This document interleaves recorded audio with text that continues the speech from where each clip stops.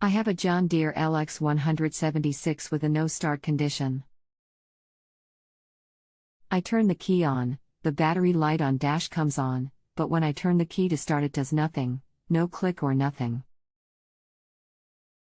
I've made sure the battery is charged, all fuses are good, and all safety switches are operational.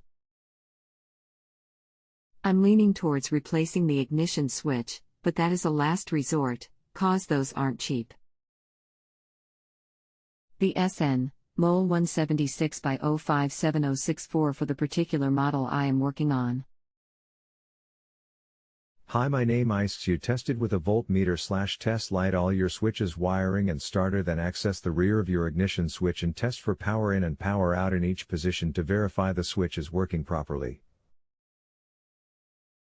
If so, then check your fuses and harness after the switch. Reply back with your result and some more details on how you tested these components.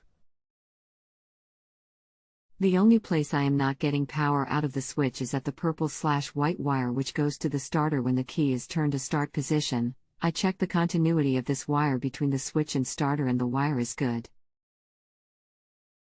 Okay, so the ignition switch is not getting power out to the starter's terminal wire.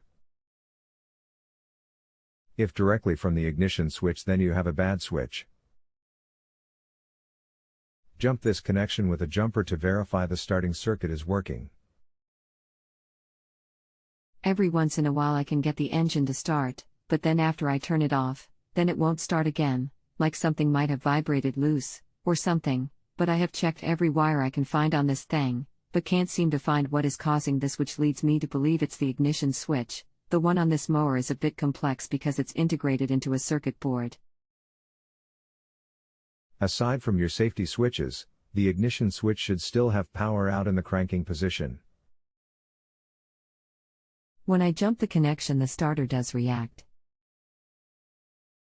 Make sure the connections are tight at the switch, and for test purposes do a continuity check between the start post and the battery post with the switch disconnected. If no continuity, replace the switch. No continuity at the start post with switch disconnected, so I decided to add a push-button start switch and now it starts every time. Thanks for your help. If you have a home improvement or appliance question and want to chat with an expert, now visit JustAnswer.com/YTHI.